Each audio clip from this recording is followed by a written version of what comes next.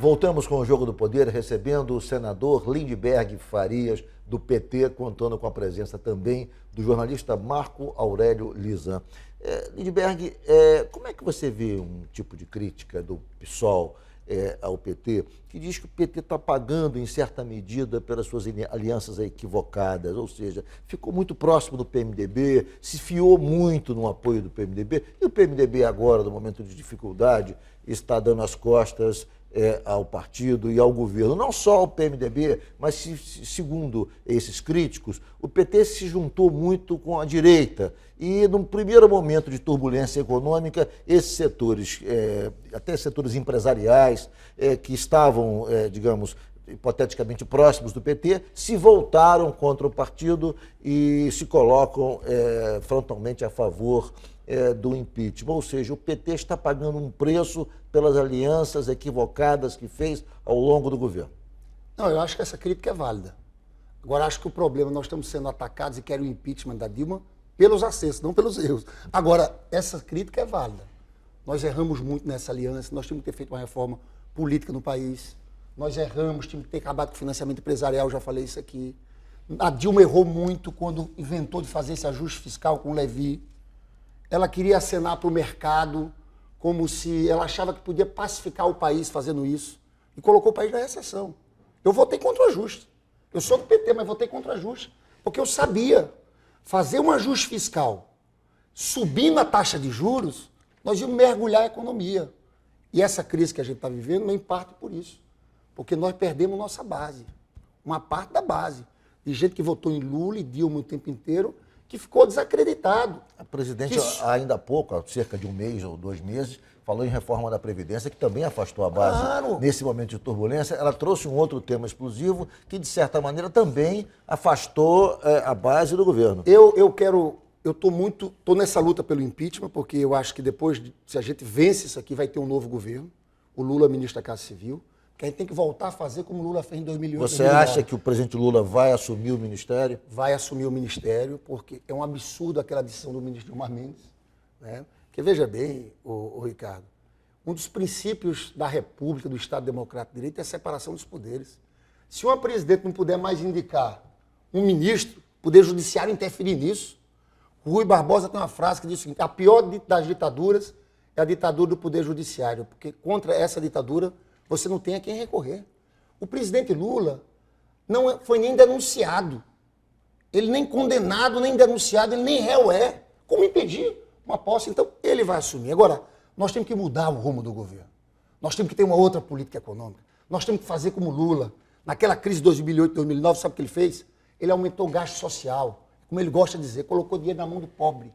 A economia cresceu assim. Você acha que tem que ser usado parte das reservas para estimular a economia? Eu acho que pode ser sim. Parte das reservas. Agora, o fundamental nesse momento é começar a baixar a taxa de juros e aumentar os gastos públicos.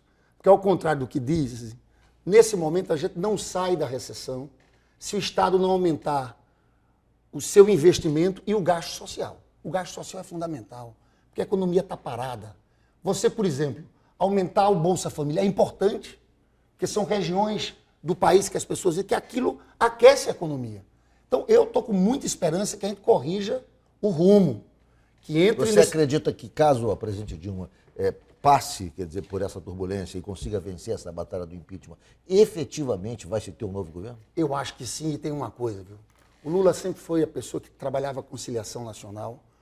O Lula, nesse momento, eu digo a você, ele vai entrar firme na questão da democratização dos meios de comunicação. Ele está convencido disso.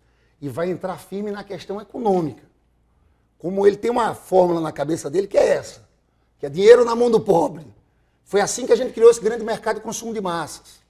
Então chega, acho que a Dilma errou muito ao tentar governar só para o mercado. Acho que agora nós queremos reorientar tudo isso. Senador. Agora, só para antes, Marco Aurélio. Agora, o problema é o seguinte, a gente está sendo atacado não pelos nossos erros, principalmente pelos acertos. Eu estou convencido aqui que tem uma classe média alta nesse Brasil extremamente preconceituosa, que até hoje não aceitou a política de cotas. Você ter filho de trabalhador, jovens negros na periferia, nas universidades públicas. Eu vejo que uma classe média alta elitista, por exemplo, que se zangou muito com o nosso governo quando a gente acabou com aquela semi-escravidão das empregadas domésticas. Porque era uma semi-escravidão aqui que tinha no país. Ela não tinha os mesmos direitos dos outros trabalhadores. Então, essas políticas de inclusão, sinceramente, incomodaram muito uma parte da elite brasileira. Marco Aurélio. Senador, o senhor sempre foi tido como um homem do Lula, né? E o PT, como qualquer partido, ele tem lá suas correntes, né? E lembro que, inclusive, na campanha de 2014, o senhor foi candidato ao governo do Rio, se criticava muito isso. O senhor teria ficado chateado porque a presidente Dilma apoiou outros adversários, né, que não o Lindbergh. E aí, pensando no seu discurso, me veio as origens do PT, né, em 1980, que surgiu como um partido que tinha principalmente a ética na política e uma bandeira de esquerda muito forte. E nesse momento em que a gente percebe que a presidente Dilma assumiu um segundo mandato com uma política, sobretudo econômica, neoliberal, ela se afasta dessas bases do PT. E voltou à cena de novo, a taxar fortuna, a volta da CPMF, que a grande imprensa, de certa forma, foi contrária, dizendo que a CPMF seria um imposto que iria impactar todo mundo, e ela é um imposto progressivo, quem ganha mais é que paga mais, então quem, evidentemente, tem muito mais recurso é que paga mais. Qual é a visão do senhor nesse sentido? Por que não se volta, ou o governo, ou o próprio PT, que tem uma participação forte no governo, a voltar à agenda, a discutir qual o problema de se taxar a fortuna, qual o problema de se debater a real necessidade da CPMF, não aquela que está exposta nos jornais? Por que isso não acontece? Só um complemento, que a presidente Dilma resistiu um pouco a adotar essas medidas. Quando ela anunciou o ajuste fiscal, havia da parte de alguns deputados e senadores a intenção de falar, olha, tudo bem, faça o ajuste fiscal, mas ao mesmo tempo tome alguma medida nesse campo. Taxe as grandes fortunas, ou seja, ela ficou só com o ajuste fiscal. Parece que o PT, ou o governo, né, não está muito interessado em tocar em certos interesses. Né? Não, mas eu acho que, Bacurau, você tocou no ponto central. Eu tenho dito isso, tenho conversado muito com o Lula sobre isso. A gente só tem um jeito nesse momento de se reinventar, de se reconectar com as nossas bases, que é reassumir o nosso discurso, né? E fazer coisas num momento como esse, decisões de coragem. Né?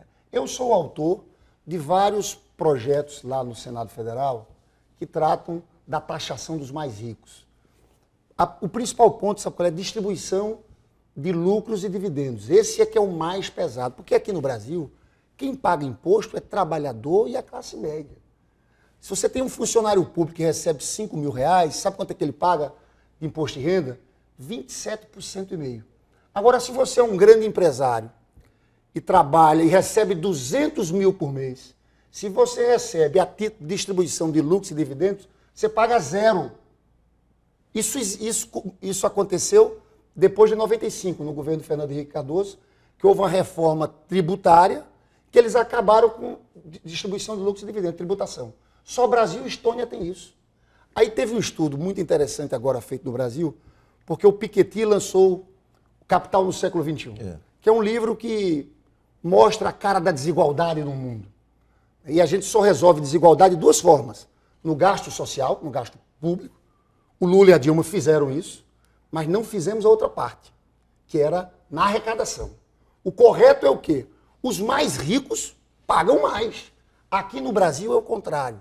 Os mais ricos pagam muito pouco imposto. Aí o Piketty veio aqui no Brasil e disse o seguinte, olha, no Brasil, a Receita Federal não disponibiliza os dados de imposto de renda. Depois dessa crítica do Piketty, eles disponibilizaram. O mapa é uma vergonha, Ricardo. Os 0,5% dos mais ricos pagam, em média, 4% de imposto de renda, enquanto o povo paga 27,5%.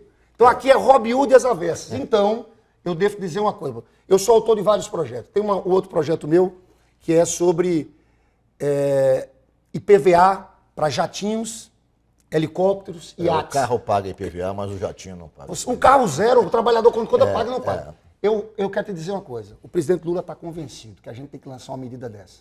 A que tem mais impacto, mais que a taxação das grandes fortunas, é essa distribuição de lucros e dividendos. Então eu acho que é um caminho para a gente tomar já agora nesses próximos dias. Vamos a mais um intervalo. O Jogo do Poder volta em 1 minuto.